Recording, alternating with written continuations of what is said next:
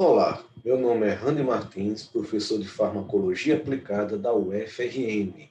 E nessa conversa de hoje vamos dar continuidade ao tema doenças reumáticas articulares. Mais especificamente, vamos falar sobre artrite reumatoide. Relembrando que essa nossa conversa é principalmente direcionada para o aluno de farmácia e o profissional farmacêutico que tem que lidar, que tem que acompanhar estes pacientes portadores de artrite reumatoide no dia a dia, no contexto de farmácia comunitária.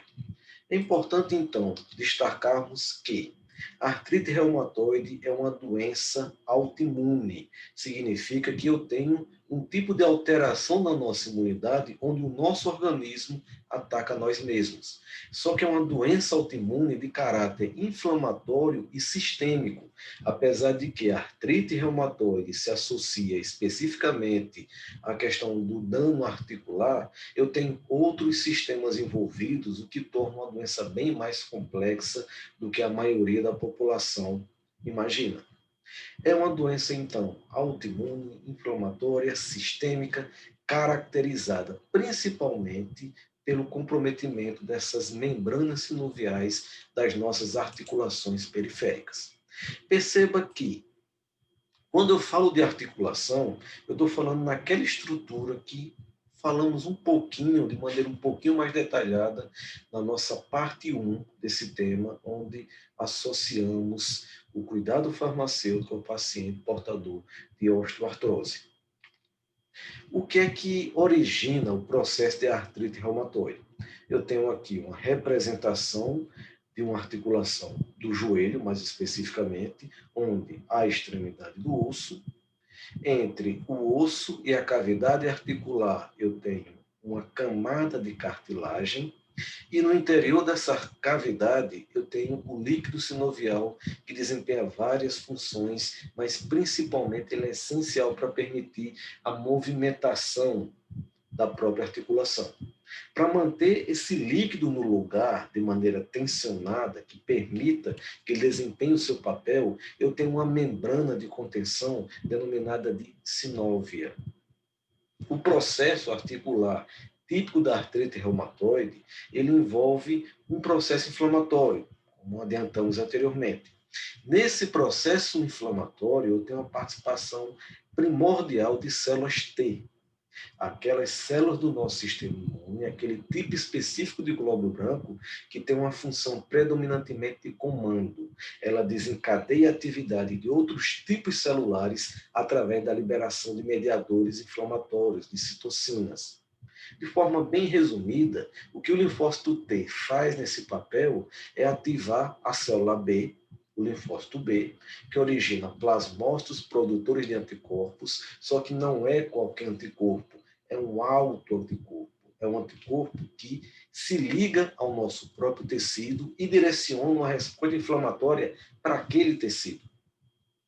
Além da geração de autoanticorpos, eu também tenho uma ativação de significativa migração leucocitária de glóbulos brancos que saem da circulação e vão se direcionar, vão se acumular no líquido sinovial, no interior da articulação, e vão desempenhar outras funções de caráter inflamatório. Eu tenho ativação do macrófago, eu tenho ativação das células dendríticas que vão estar captando aqueles antígenos e fazendo um upgrade dessa resposta inflamatória. Eu tenho um processo de indução à maior atividade do osteoclasto, que, como a gente viu anteriormente, o osteoclasto reabsorve a matriz óssea. Ele literalmente desmancha o osso e a cartilagem do processo. Há também a expressão de uma classe de proteínas, de enzimas, chamadas metaloproteinases da matriz. As MMPs, elas têm um caráter, uma função proteolítica, elas diminuem a quantidade, desmancham colágeno, desmancham outras estruturas importantes dentro da matriz óssea, fazendo com que realmente eu tenha uma destruição acentuada daquela estrutura. Associada a isso, associada a essa migração leucocitária, associada a esse intenso processo inflamatório, eu consigo perceber uma alteração significativa na estrutura, na arquitetura da membrana sinovial. ela passa a sofrer um processo de hiperplasia e alteração da sua forma e da sua função. E isso tem uma relação direta nas alterações perceptíveis ao olho nu do processo inflamatório e também na dificuldade da articulação continuar executando a sua função. Note que é um tipo de doença relativamente pouco prevalente quando nós comparamos a osteoartrite, por exemplo. Mas 2% da população, em média, apresentam quadros desse tipo, mas à medida que a idade vai avançando, que é uma característica típica de processos inflamatórios articulares, a prevalência também aumenta. Perceba nesse gráfico que ele foi retirado de um levantamento da população australiana, são dados oficiais do governo australiano. Então, na Austrália, eu tenho, a partir dos 50 anos, dos 55 anos, uma quantidade cada vez maior de pacientes relatando quadro de artrite reumatoide. Isso chega a 5% entre as mulheres entre 55 a 64 anos, mas vai se aproximando de 10% quando a idade é superior a 75. Perceba também que, além do aumento da idade, que é um fator muito relacionado à ocorrência dessa doença, ela é mais comum no sexo feminino, o que é uma característica também de doenças autoimunes, na questão da maior possibilidade dela se manifestar em mulheres. Veja que há um forte fator genético na ocorrência dessa doença. Assim como, além desses fatores intrínsecos ao indivíduo, a obesidade e o tabagismo aumenta a intensidade desse processo inflamatório. Na verdade, o fato da obesidade, o de hábitos como fumar, o uso exacerbado de bebidas alcoólicas, aumentar a inflamação, se deve basicamente pelo simples fato de que essas características já são características pró-inflamatórias por natureza. Então, a adição, a somação de efeitos. Além das manifestações clínicas articulares, que são as mais comuns, e essas que iremos enfocar, que iremos trabalhar nessa nossa conversa, eu também tenho importantes complicações pulmonares, a ocorrência de vasculite, nódulos em diversos locais, diversos tecidos pelo corpo, manifestações oculares que podem ocasionar perda de visão, cardiopatia, a chamada síndrome de Felt, que é um quadro severo relacionado à esplenomegalia e aumento da quantidade de glóbulos brancos. Então, perceba que não é só articular. À medida que a doença vai agravando, essas outras manifestações vão sendo possíveis.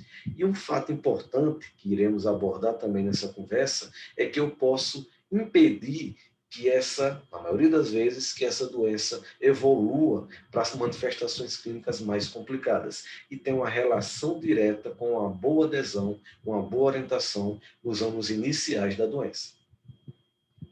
Perceba que, quando comparo a artrite reumatoide com a osteoartrite, ambas têm em comum as manifestações inflamatórias articulares, ok?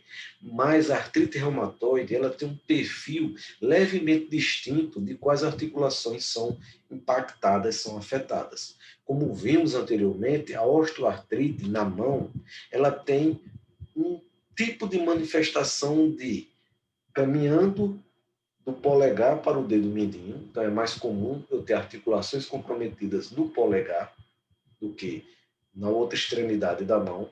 Eu tenho uma tendência também às articulações afetadas serem aquelas da extremidade, as mais distais, e que com o tempo vai evoluindo em direção ao centro da mão, em direção ao pulso.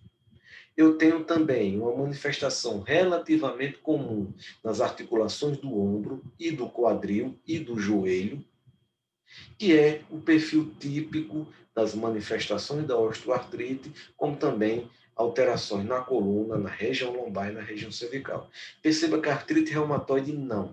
Ela não é prioritariamente um dano articular de desgaste, como a gente percebe na osteoartrite. Ela acontece principalmente o desencadeamento desse processo inflamatório autoimune.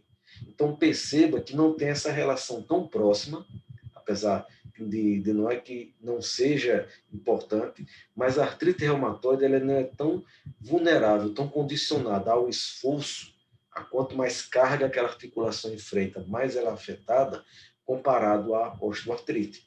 Então, eu percebo na artrite reumatoide um padrão diferente. As articulações comprometidas, elas predominam mais na proximidade, na parte mais interna, menos distal da mão. As articulações distais elas são pouco afetadas comparado à osteoartrite.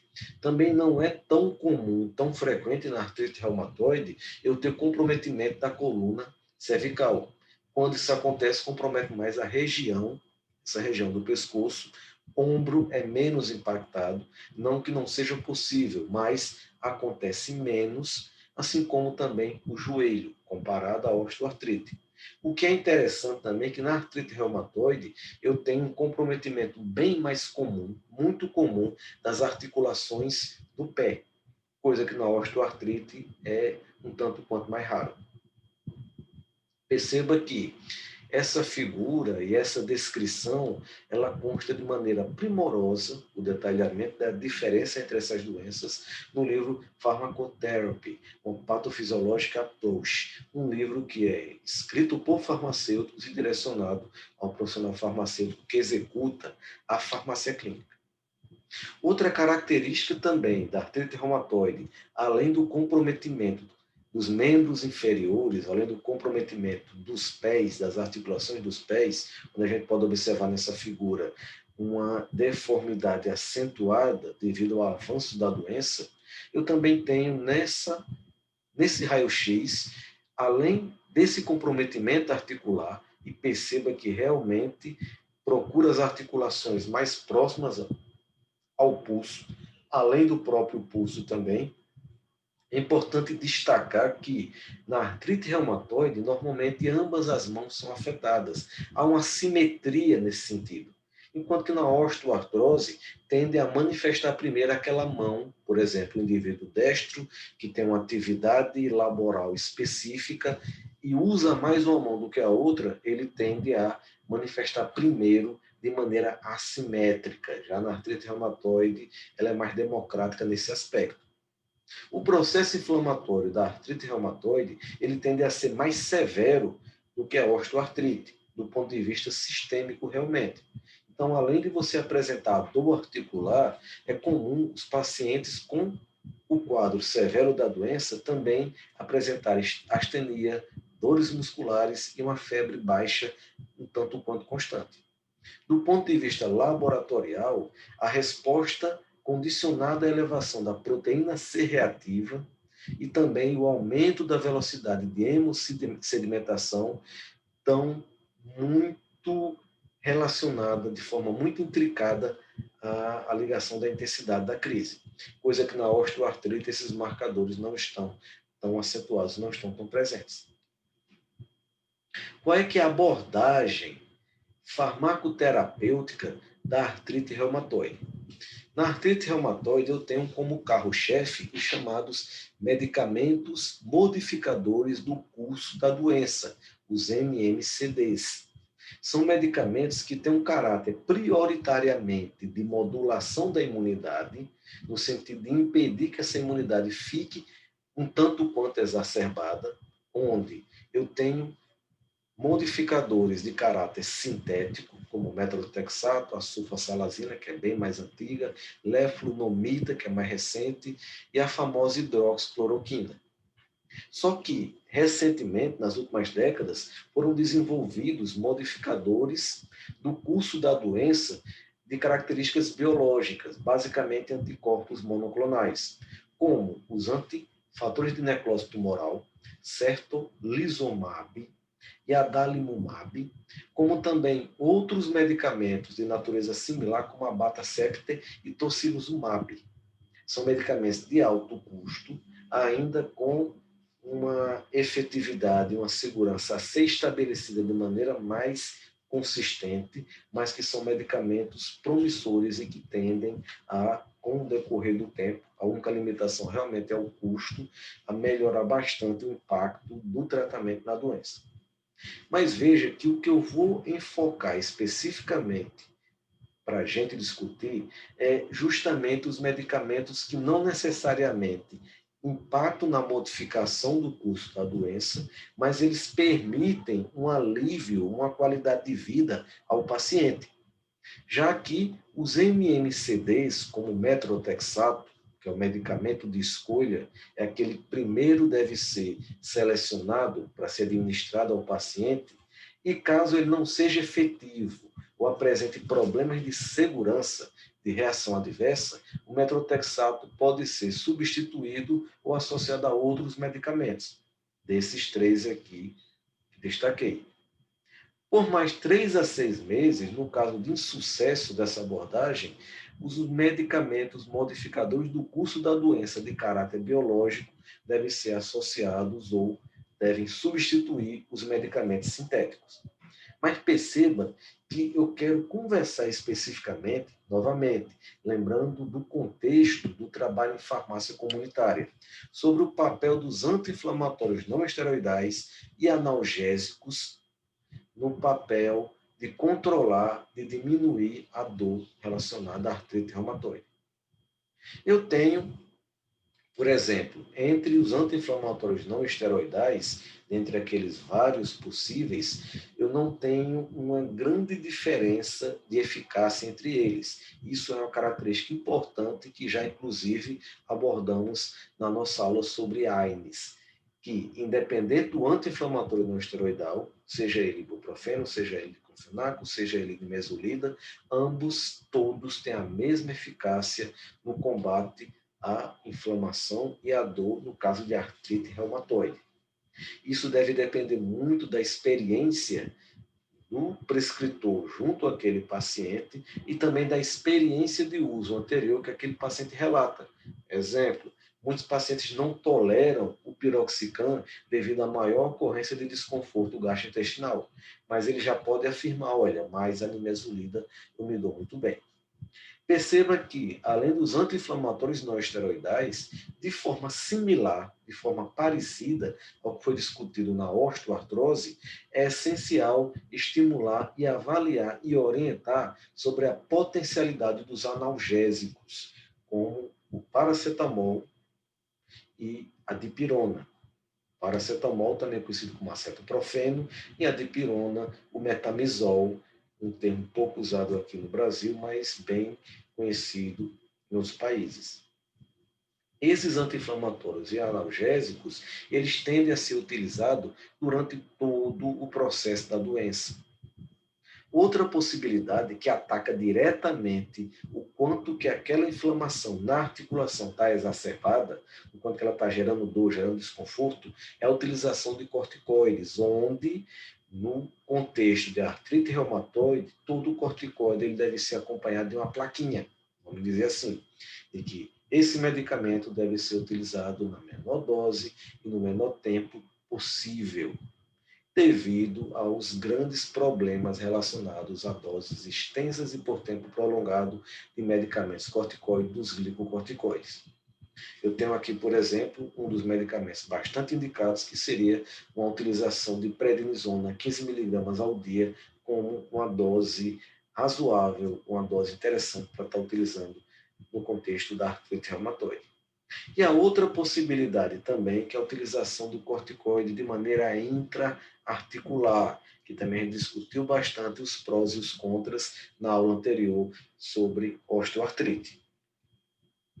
Quando falamos, então, na utilização de um medicamento, eu estou voltando agora para os medicamentos modificadores do curso da doença, é importante que o farmacêutico tenha essa capacidade de detectar efetividade, se o medicamento está a contento naquele processo.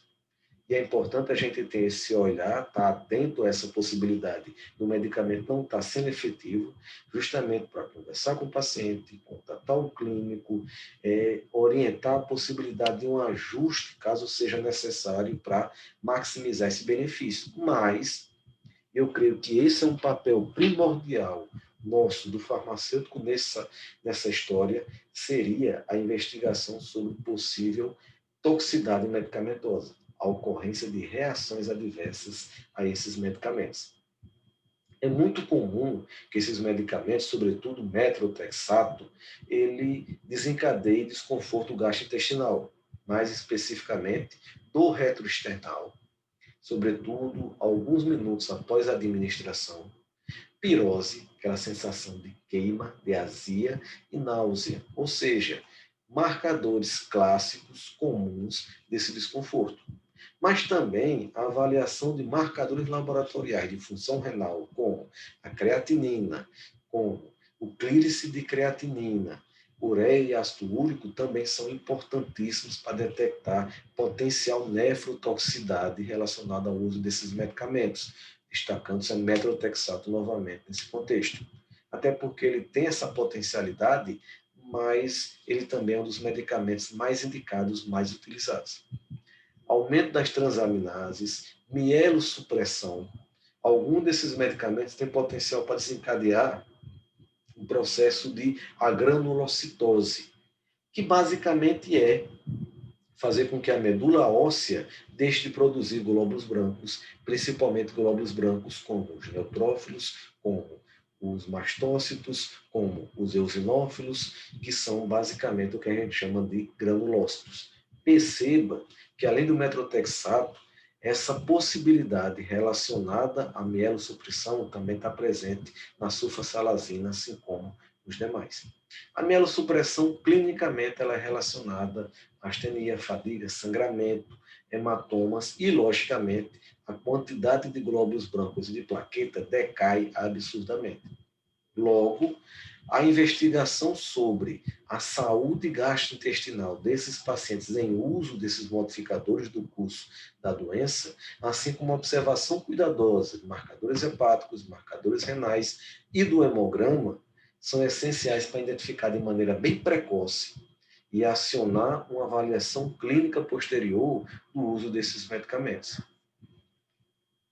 Vamos voltar agora para AINES e corticoides. Novamente, o AINE, o corticoide e o analgésico, eles são medicamentos que são essenciais. Sem uma analgesia promovida por eles, ou uma diminuição significativa da inflamação, o paciente não consegue ter uma qualidade de vida. A artrite reumatoide pode ser uma doença altamente debilitante. Lembrando que tanto os AINES quanto os analgésicos, eles não necessariamente modificam a progressão da doença.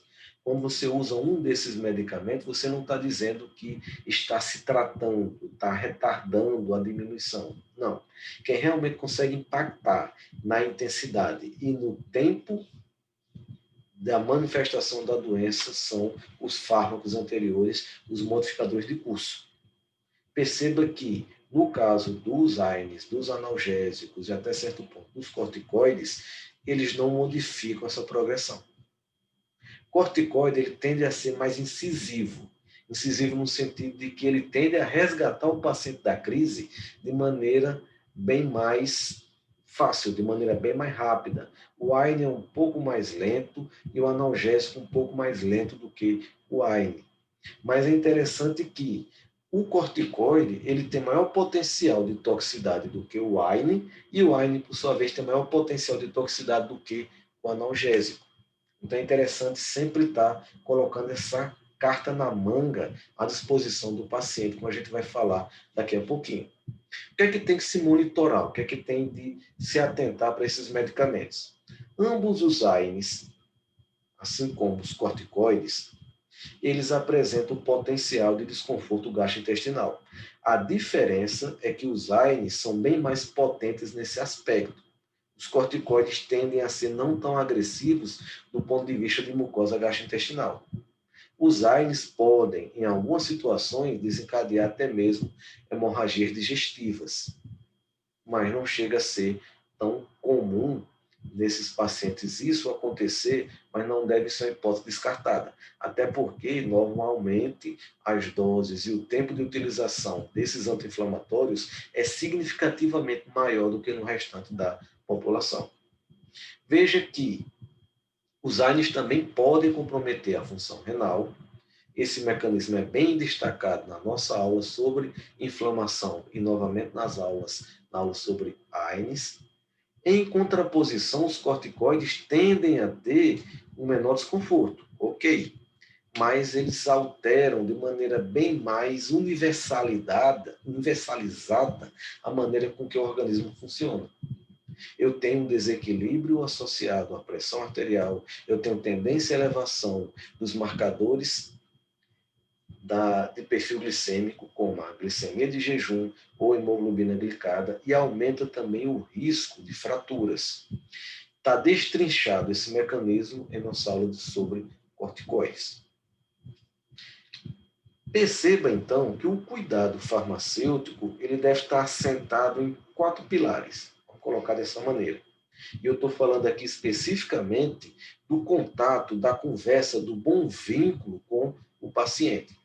Um dos primeiros pilares a serem abordados é você deixar claro para o paciente o conceito de reserva funcional. Eu não usaria esse nome, não é um nome legal para ser usado junto ao paciente. Talvez alguma coisa do tipo, você tem uma caderneta de poupança que você não pode estar gastando tudo de uma vez. E o paciente pergunta, como assim? Você tem uma quantidade de anti-inflamatório, seja ele não esteroidal, seja ele corticoide, que o paciente tem que ter clareza que são diferentes, eles não são somente anti-inflamatórios, eles são classes distintas com potencialidades e riscos distintos, isso tem que ficar bem claro para ele, e que são medicamentos necessários, são medicamentos essenciais, mas é importantíssimo que eles sejam utilizados com sabedoria, com parcimônia. Eu não posso estar abusando do corticoide, eu não posso estar abusando do AINE, porque ao fazer isso, eu vou estar desgastando gradativamente, uma vezinha de cada vez, a capacidade funcional dos rins, dos ossos, do coração e do estômago. Então é interessante que ele tenha ciência dos riscos associados ao uso desses medicamentos e que tenha principalmente esse entendimento. Se eu puder não usar, eu não uso. Lógico que isso deve ser feito de uma maneira que não deixe a impressão que são medicamentos que ele não deve usar, ou que são muito perigosos. Não. Esses medicamentos devem ser utilizados, mas é uma forma de você desestimular a automedicação, que é uma coisa bem frequente no portador de artrite reumatoide. Ele tende a, com o tempo, se ele não tiver um bom acompanhamento, se não tiver um bom acesso a um profissional clínico que faça uma boa avaliação, ele acaba adaptando, ele acaba chegando ao que seria o seu próprio tratamento. Além do uso racional dos anti-inflamatórios, a adesão terapêutica é essencial, principalmente dos medicamentos modificadores do curso da doença, como o metrotexato, ou a hidroxicloroquina, ou a sulfasalazina. 80% do dano articular ocorre nos 2 primeiros anos. É como se fosse um período crítico. Se ele for bem orientado para nessa etapa inicial, não interromper o uso do medicamento, utilizar nos horários adequados, fazer um manejo de reações adversas, caso elas apareçam, ele tem uma potencialidade de retardar de maneira significativa esse dano articular. Outra característica também muito comum, sobretudo aos pacientes de mais idade, é que há um amplo uso de terapias alternativas sem evidência científica, como, por exemplo, aqui no nosso interior do estado, aqui no Rio Grande do Norte, é muito comum a prática de utilizar pomadas à base de gordura animal, o famoso sebo de carneiro, onde você tem a lanolina obtida dessa gordura, onde é veiculado normalmente mentol, cânfora, algum princípio ativo vegetal, algum extrato de planta, feito de uma maneira muito artesanal, ou às vezes, aquele indivíduo que vende de porta em porta aqueles produtos, no contexto dessa coisa de algo popular, algo natural, ele pega simplesmente produtos industrializados, como, por exemplo, um gelol, ou um produto similar, e incorpora nesse produto algum extrato ou alguma essência para mudar suas características organolépticas. Mas, no geral, basicamente permanece a mesma coisa, eu não tenho evidência que melhore. Então, o paciente tende a adquirir esses produtos e tende a esfregar de maneira muito acentuada, muitas vezes, ou se for um idoso já debilitado, o próprio familiar faz isso. O que é que às vezes acontece, que eu acho que merece um pouco de atenção? Sobretudo se for aquele quadro de uso significativo de corticoide, e é do corticoide deixar mais delgada a pele, deixar ela mais fina, deixar ela com menor capacidade de se proliferar e se renovar, então é interessante que se evite o uso abusivo, se evite a fricção acentuada na forma de massagem dessas articulações, porque eu posso estar, na melhor das intenções, danificando um pouco aquela pele, abrindo portas para você ter pequenas ulcerações, para você ter problemas pontuais além do problema articular. Além dessa questão da utilização tópica de determinados produtos, também é importante desestimular a utilização de chás, a utilização de fitoterápicos sem uma evidência significativa, principalmente em alta quantidade e em substituição à terapia medicamentosa. É uma característica também que talvez seja um traço cultural, digamos assim, sobretudo nordestino, mas até alguns trabalhos publicados, até um trabalho publicado do nosso grupo, ele mostra que quanto mais adepto de práticas de utilização de plantas medicinais, menor tende a ser a adesão pelo uso do medicamento. Não que a fitoterapia não tenha o seu papel, mas ela deve ser feita calcada numa evidência científica e não pode ser substitutiva da terapia farmacológica já estabelecida. E, por último, o quarto pilar que todo farmacêutico que se propõe a cuidar de um paciente com artrite reumatoide, ele tem uma boa relação com o prescritor, deixar bem claro qual é a finalidade do seu trabalho naquele contexto, de detectar inefetividade, de detectar insegurança, e estar muito atento a aconselhar o paciente a não cometer esses abusos por conta própria, sempre estar retornando periodicamente ao clínico para reavaliações e identificar e orientar, encaminhar para o médico avaliar no caso de toxicidade medicamentosa. Isso é uma coisa essencial do nosso trabalho. Como é que eu faço, então, essa avaliação de efetividade e essa avaliação de segurança do tratamento da artrite reumatoide? Como parâmetro de efetividade, nós podemos contabilizar a quantidade de articulações no início do tratamento e comparar a quantidade de articulações que permanecem afetadas ao final. Eu posso fazer, basicamente, um parâmetro para investigar o percentual de articulações afetadas. E a meta, a ideia é que eu tenha, no máximo, uma ou nenhuma articulação manifestando processos dolorosos para aquele paciente. Essa seria a meta terapêutica. Além disso, é interessante a utilização da proteína C reativa, que é um marcador inflamatório laboratorial, onde o ideal também é que aquele processo inflamatório ele retorne a patamares que indiquem um PCR de valor inferior a 1 miligrama por decilitro. Outra possibilidade, exemplo da osteoartrose, é a utilização da escala visual de dor para avaliar o quanto que aquele medicamento, o quanto que aquele paciente realmente se encontra incomodado, o quanto que aquilo está impactando na qualidade de vida dele.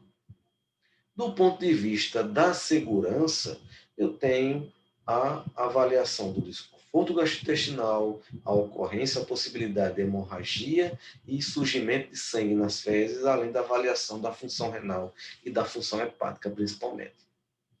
Aqui, gente, eu tenho novamente um exemplo de uma escala visual analógica, onde o paciente vai relatar de 0 a 10 como ele se encontra hoje do ponto de vista de incômodo, do ponto de vista de intensidade da dor articular. Então, ele pode dar uma nota 8 no começo do mês, após a modificação de um tratamento, um aumento de dose, uma substituição de um medicamento, ele posteriormente dá uma nota 5 ou uma nota 4, onde você vê claramente que houve uma melhora. Só que, além dessa avaliação subjetiva do paciente, eu novamente insisto na possibilidade de você, farmacêutico, estabelecer parâmetros objetivos, como, por exemplo, de você saber especificamente quais as articulações afetadas e acompanhar periodicamente a intensidade dessa dor e a quantidade e o tipo de articulação afetada.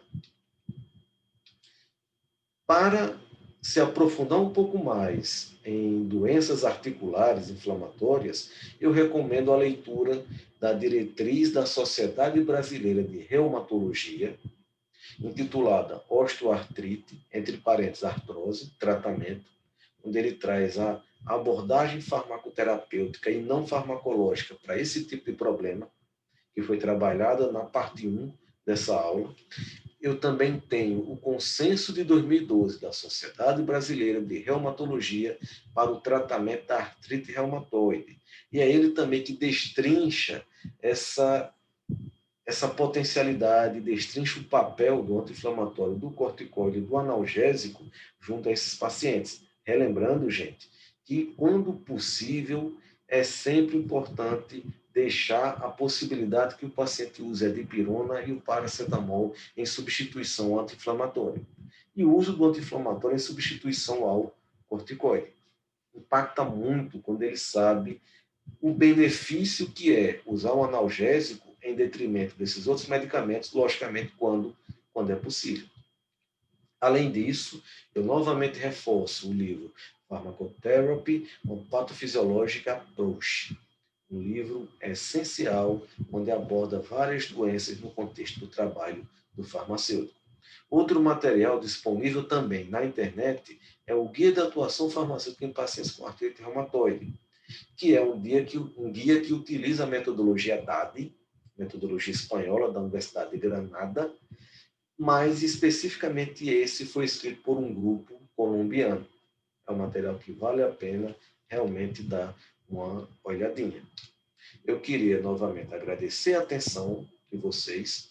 Importante enfocarmos que esse tipo de trabalho ele é essencial para tentar diminuir o caráter de toxicidade que o medicamento que é necessário apresenta na evolução da doença. E o farmacêutico ele tem uma situação privilegiada para poder fazer esse acompanhamento de forma mais pormenorizada, porque, teoricamente, todo mês ele está conversando com esse paciente. Todo mês ele está lá na farmácia para adquirir seu medicamento e é uma excelente oportunidade que nós, farmacêuticos, temos para poder conversar e reforçar a adesão, identificar problemas de insegurança e problemas de inefetividade.